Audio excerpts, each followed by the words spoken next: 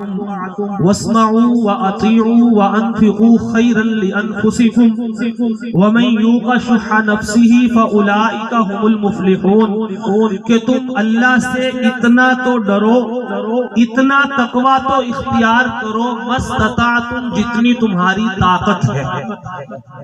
فاتقوا اللہ سورہ تغابن ہے 28واں پارہ ہے۔ اللہ فرماتے ہیں فاتقوا اللہ مستطعتم، تم اللہ سے اتنا تو ڈرو، تم اتنا تو اللہ کا تقوی اختیار کرو، اتنا تو حق تعالی کے احکام پر عمل کی کوشش کرو، اتنا تو اپنا طلب اور تڑپ دکھاؤ مستطعتم جتنی تمہاری استطاعت ہے۔ واسمعوا بات کو سن لیا کرو، وَأَطِيعُوا مان لیا کرو، وَأَنفِقُوا خَيْرًا لِأَنفُسِكُمْ اور اپنی ذات کے لیے اخروی فائدے کے لیے حق تعالیٰ کے دیے ہوئے مال میں سے کچھ خرچ بھی کر دیا کرو۔ یعنی بتایا ہمیں اللہ تعالیٰ ہم سے یک دم یک لفظ ہم سے قربانی نہیں مانگتے یک دم، بلکہ فرمایا قرآن میں جگہ جگہ ہے لا یکلف اللہ نفسا الا وسعها، اللہ نے ہر نفس کو اس کی طاقت کے بقدر ہی تکلیف دی ہے۔ یعنی جو حکم اللہ نے مجھے دیا ہے، جس وقت میرے لیے جو حکم ہے میں اس کو پورا کر سکتا ہوں تو رب نے مجھے حکم دیا ہے۔ ہم کہتے ہیں نا کہ دین پر چلنا بڑا مشکل ہے، کوئی مشکل نہیں ہے۔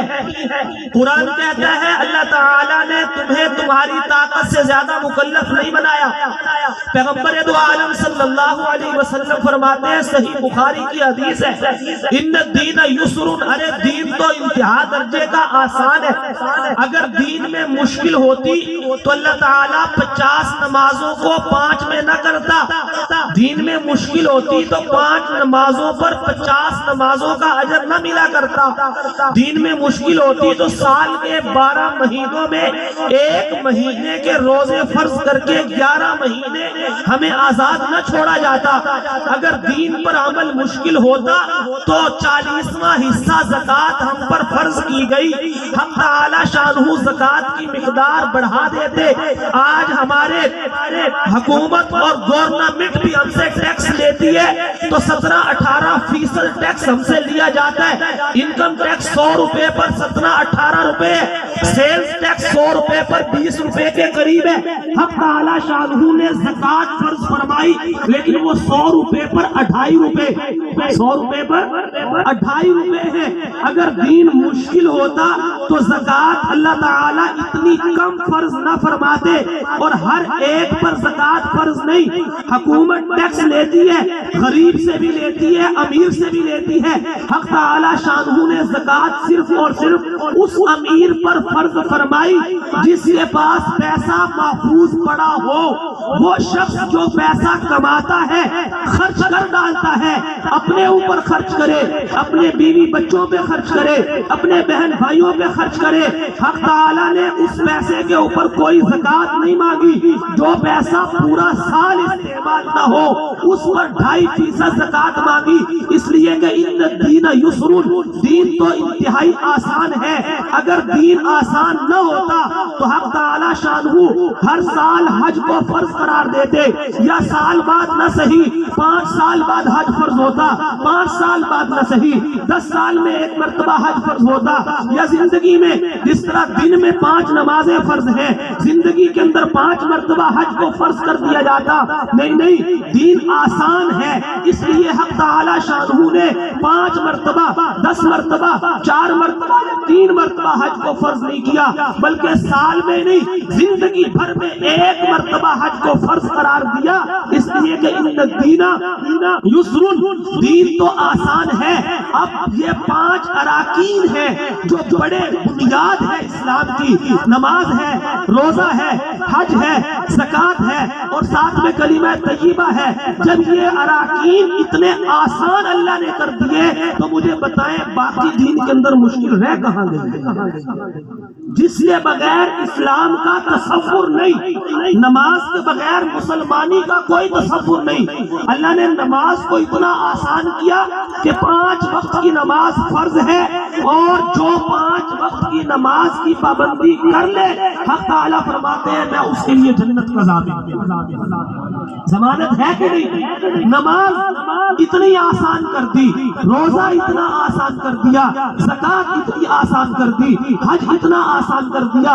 یہ وہ 4 اعمال ہیں جن پر پورے اسلام کی بنیاد ہے، اور پھر ساتھ میں وعدہ فرمایا ان الصلاۃ تنہی عن الفحشاء والمنکر، نماز کی پابندی کرنا تمہارا کام ہے، تمہارے دل کے اندر سے بے حیائی اور بے غیرتی کو ختم کر دینا مجھ رب کا کام ہے۔ ان الصلاۃ تنہی عن الفحشاء والمنکر ولذکر اللہ اکبر، کیونکہ نماز میں اللہ کا ذکر ہوتا ہے، اور اللہ کے ذکر کی یہ خاصیت ہے، یہ مردہ دلوں کو زندہ کرتا ہے، یہ زنگ آلود دلوں کو سیکل کر کے صاف و شفاف بنا دیتا ہے۔ اللہ کے ذکر میں یہ خاصیت ہے کہ یہ دل کو شیشے اور آئینے کی مانند صاف شفاف کر کے چمکدار بنا کر ایمان کے نور سے دل کو منور کرنے کے بعد پورے جسم پر ایمان کے نور کو ظاہر اور واضح کر دیتا ہے۔ نماز قائم تم کرو، نماز کی پابندی تم کرو، میں رب تم سے وعدہ کرتا ہوں کہ تمہاری ایک ایک برائی اور ایک ایک گناہ سے نجات دلانے کا کام میں کروں گا۔ یہ اللہ تعالیٰ کا وعدہ ہے۔ میں نے بات شروع کی تھی، سیدنا عمر رضی اللہ تعالیٰ عنہ فرماتے ہیں یا عالم بن جاؤ یا طالب علم بن جاؤ یا سننے والے بن جاؤ، اگر سننے کا بھی وقت نہیں ہے، جس طرح کہ آج کل یہ چیز بھی دیکھنے میں آتی ہے، مولوی صاحب کا بیان سننے کا وقت نہیں، جمعے کا بیان 5 منٹ لیٹ ہو جائے مولوی صاحب کو گھڑیاں دکھائی جاتی ہیں، اشارے کیے جاتے ہیں، اگرچہ ولیمے پر بیٹھ کر 3 گھنٹے انتظار کرنا پڑے تو کوئی تکلیف نہیں ہوتی، بینک میں اگر اپنے کام سے گئے ہیں لائن میں لگ کر 1-2 گھنٹے کھڑا ہونا پڑے تو کوئی پریشانی کی بات نہیں، لیکن مسجد میں اللہ کے گھر میں آ کر مولوی کی بات 2 منٹ 3 منٹ 4 منٹ 5 منٹ لمبی ہو جائے تو ہم گھڑیاں دیکھتے ہیں، مولوی صاحب بڑی دیر کر دی، بڑی لیٹ کر دی۔ اگر تمہارے پاس بات سننے کا بھی وقت نہ ہو، سیدنا عمر فرماتے ہیں محبا، تو پھر علماء سے، دینداروں سے، اللہ سے محبت رکھنے والوں سے، رسول اللہ صلی اللہ علیہ وسلم کے محبین سے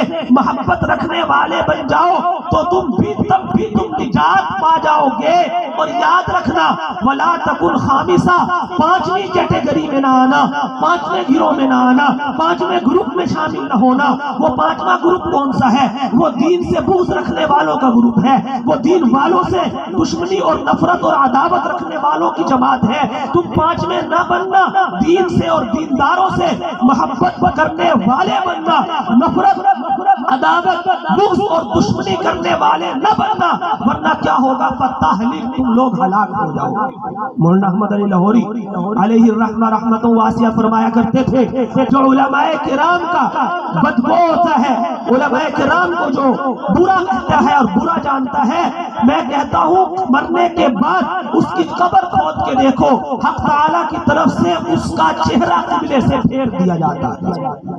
لا تکن خامسہ، اگر محبت بھی نہیں ہے۔ اور میں آخری بات کر کے بات ختم کرتا ہوں، میرے استاد محترم حضرت مولانا نور محمد ہزاروی دامت برکاتہم العالیہ، استاد الحدیث ہیں جامع مفتاح العلوم سرگودا کے، انہوں نے ایک مرتبہ ایک حدیث سنائی، فرمانے لگے کہ روز قیامت ایک بندہ اللہ تعالیٰ اس کی بخشش کا فیصلہ فرمائیں گے، لیکن بخشش کے لیے کسی بہانے کی تلاش ہوگی۔ اللہ تعالیٰ تو بہانوں کے بھی محتاج نہیں ہے، وہ تو جس کو چاہے جب چاہے جیسے چاہے نواز دے، یہ اس کا فضل ہے۔ ذالک فضل اللہ یؤتیہ من یشاء، اللہ جس کو چاہے اپنے فضل سے نوازے۔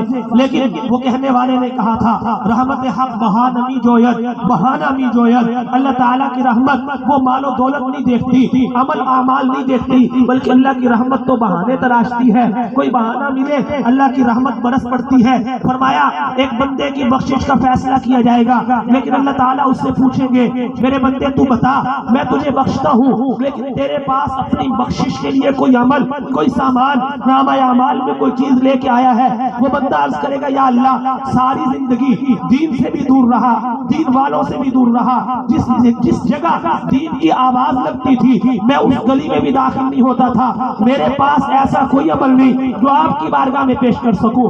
حق تعالی شانہ سوال فرمائیں گے یہ بتاؤ کسی عالم کے ساتھ تمہاری کوئی دوستی یاری تعلق کبھی رہا ہو؟ وہ عرض کرے گا یا اللہ عالم کے تو نام سے میں بھاگتا تھا. میں کہا کرتا تھا کہ مولویوں نے ملک کا بیڑا غرق کر رکھا ہے. میں کہا کرتا تھا ان مولویوں نے ہماری زندگی کو عذاب بنا رکھا ہے. حق تعالیٰ پوچھیں گے اچھا یہ بتاؤ کبھی کسی مولوی کی مجلس میں بیٹھ کے اس کی گفتگو سنی ہو, اس کی بات سنی ہو تاکہ ہم تمہاری بخشش کا فیصلہ کریں؟ وہ بندہ عرض کرے گا یا اللہ ایسا موقع بھی کبھی نہیں آیا. حق تعالیٰ تیسرا سوال کریں گے یہ بتاؤ کبھی کسی عالم دین کے ساتھ مولویوں کی کسی مجلس میں علماء کی کسی مجلس میں بیٹھ کر کے تم نے کھانا ان کے ساتھ کھایا ہو؟ وہ بندہ عرض کرے گا یا اللہ میری اٹھک بیٹھک تو امیر و کبیر لوگوں کے ساتھ تھی, وہ لوگ جو مولوی کے میم سے بھی نفرت کرتے ہیں. میرا مولویوں سے کیا لینا دینا؟ میرے ایسے کبھی موقع نہیں آیا کہ کسی مولوی کے ساتھ کھانا کھانے کا اتفاق ہوا ہو. چوتھا سوال کیا جائے گا. حق تعالیٰ فرمائیں گے اچھا یہ بتلاؤ کہ تمہارے محلے میں کبھی کوئی عالم دین رہائش پذیر رہا ہو؟ بندہ عرض کرے گا یا اللہ میں تو بڑی کوٹھیوں میں رہتا تھا, مولوی جھونپڑیوں میں رہنے والے, کچے مکانوں میں رہنے والے, ان کا میرا کیا مقابلہ؟ میں ان کے ساتھ اور ان کے محلے کے اندر میرا جانے کا کوئی تک ہی نہیں, سوال ہی پیدا نہیں ہوتا تھا. اللہ فرمائے گا اچھا یہ بتا تیرے ماننے تیرے جاننے والے تیرے دوستوں میں سے کسی کا کبھی کسی عالم سے کوئی تعلق رہا؟ محبت کی بات کر رہا ہوں, محبت کی کہ عالم بن جاؤ, طالب علم بن جاؤ, سننے والے بن جاؤ. اگر تینوں میں نہیں آ سکتے تو پھر چوتھا درجہ کیا ہے؟ محبت کرنے والے بن جاؤ. اس محبت پر میں یہ حدیث عرض کر رہا ہوں, پیش کر کے بات کو ختم کرنے جا رہا ہوں.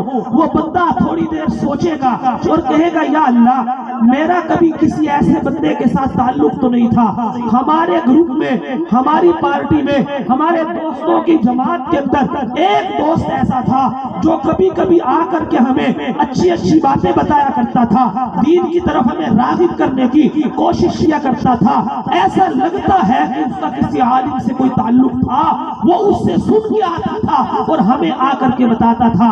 حق تعالیٰ کی رحمت جوش میں آئے گی. حق تعالیٰ اپنے تبسم کی تجلی فرمائیں گے اور فرمائیں گے ہاں ہاں تمہارے اس دوست کا یقیناً ایک عالم سے تعلق تھا. جا آج ہم نے تجھے تیرے اس دوست کے عالم کے ساتھ تعلق کی وجہ سے بخش دیا اور تیرے لیے جنت کا فیصلہ کیا. یہ ہے محبت دین سے, دین والوں سے. اللہ کے نبی صلی اللہ علیہ وسلم نے ہمیں دعا سکھائی, اللہم انی اسألک حبک و حب من یحبک. اے اللہ میں آپ سے, یہ دعا یاد کریں ہر نماز کے بعد کیا کریں, اللہم انی اسألک حبک و حب من یحبک. اے اللہ میں آپ سے آپ کی محبت مانگتا ہوں اور ان لوگوں کی محبت مانگتا ہوں جو آپ سے محبت کرتے ہیں. اللہ جو آپ سے محبت کرتے ہیں ان کی محبت بھی میرے دل کے اندر پیدا فرما دے.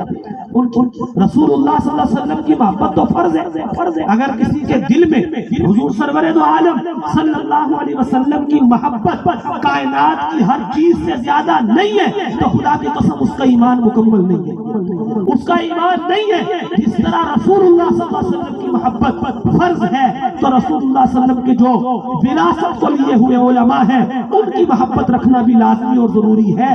اگر رسول اللہ کی محبت کے بغیر نجات نہیں تو پھر یاد رکھیے علماء کی محبت کے بغیر بھی نجات نہیں ہے. یہ پیغام ہے رسول اللہ صلی اللہ علیہ وسلم کی سیرت کا کہ ہم سیرت پر قدم آئیں گے جب سیرت کو سیکھیں گے. اور سیرت کون سکھائے گا ہمیں؟ خود سے تو کوئی بندہ کوئی کام کوئی چیز نہیں سیکھ سکتا. سیکھنے کے لیے سکھانے والے کا ہونا ضروری ہے, اور وہ سکھانے والا عالم کے سوا اور کون ہو سکتا ہے؟ تو علماء کی محبت ہوگی تو سیرت سیکھیں گے, جانیں گے, معلوم کریں گے, تو پھر سیرت پر چلنے کا ہمیں طریقہ آئے گا. اور جب ہماری زندگی سیرت رسول کے مطابق ہوگی تو حق تعالیٰ کی طرف سے ہمارے لیے رحمتوں کے, بخششوں کے, مغفرتوں کے, نوازشوں کے فیصلے ہوں گے. اور سوال پیدا نہیں ہوتا کہ کوئی بندہ حضور سرور دو عالم صلی اللہ علیہ وسلم کی سیرت اور سنت کے مطابق زندگی گزارتا ہو اور پھر اس کو دنیا کے اندر کسی قسم کی پریشانی کا سامنا کرنا پڑے. ایسا ممکن ہی نہیں ہے.